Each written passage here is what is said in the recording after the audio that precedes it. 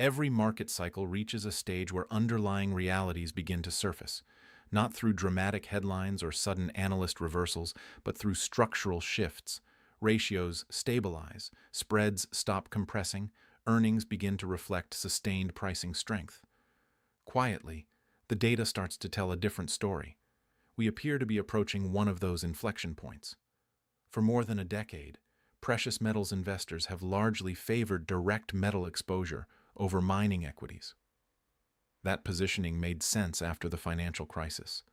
Physical metal was viewed as security, while miners were associated with volatility and operational risk. But markets evolve, and long-standing assumptions do not always align with emerging structural changes. What we're witnessing now does not resemble a short-term fluctuation or seasonal pattern. It resembles the early phase of a repricing cycle. Historically, mining companies traded within a fairly stable valuation range relative to the metals they produced. That relationship fluctuated, but remained bounded. Following the global financial crisis, however, that structure broke down. Relative valuations compressed dramatically and remained subdued for years. Since the mid-2010s, this ratio has moved within a tight range, rejecting multiple breakout attempts. Today, that range is being tested again. When a long-term ceiling is challenged repeatedly, the eventual outcome tends to be decisive. If this level gives way, the path higher faces limited technical resistance until much higher historical norms. This potential move would not require speculation. It would reflect mean reversion toward long-term balance. At the same time, earnings dynamics are shifting. For years, mining companies operated under suppressed average metal prices. Short spikes did little to improve sustained margins. What matters is quarterly average pricing, the environment that converts revenue into durable cash flow.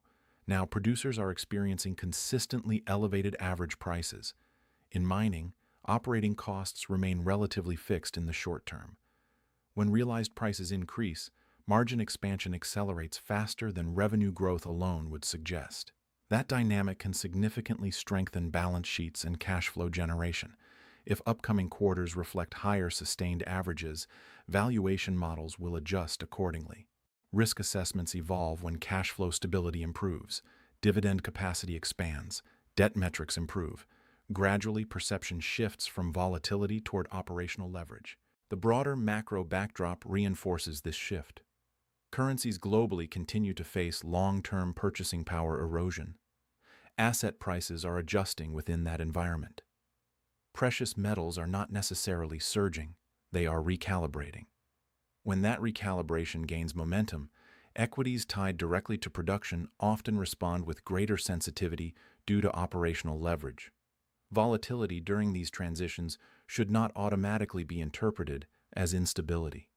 In many historical commodity cycles, early breakouts were uneven but forceful.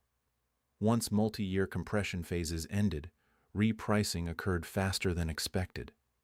Today, mining equities exhibit several early cycle characteristics: compressed valuations, expanding margins, limited institutional ownership, and cautious sentiment. That combination does not guarantee acceleration, but it increases its probability.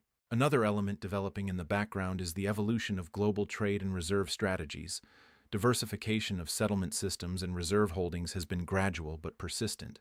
When sovereign diversification occurs, it typically unfolds steadily rather than through headlines. Central banks accumulate metal, not mining stocks. However, sustained physical demand tightens supply conditions, supports price levels, and indirectly enhances mining profitability. The gold-to-silver ratio also deserves attention. Historically, periods of monetary stress first favor gold.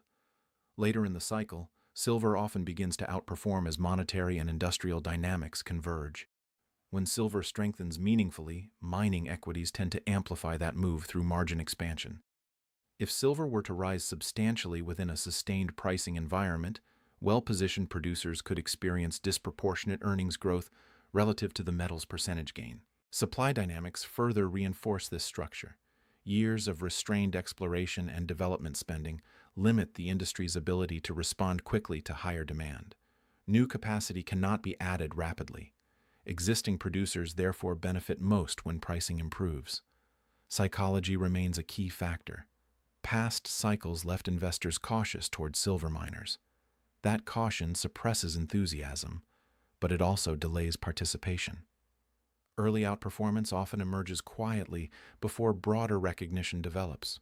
Should relative performance continue improving, systematic strategies and institutional screens will begin to register the shift. In a sector with limited capital depth, even modest allocation changes can meaningfully impact price discovery. This setup is not defined by euphoria, it is defined by alignment. Structural undervaluation, improving margin environments, currency adjustment pressures, potential gold to silver compression, constrained supply. Limited institutional ownership. Alignment across multiple factors is uncommon. When it occurs, cycles can accelerate. Importantly, the current environment does not feel exuberant. Coverage remains limited. Consensus remains cautious. Historically, major performance phases often begin under similar conditions.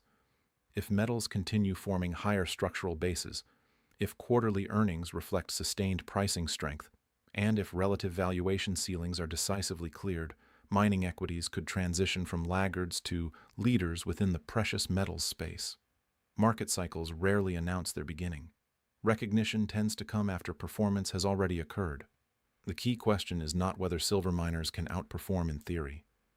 It is whether current structural conditions suggest that a re-rating phase may already be forming, quietly, but with growing momentum.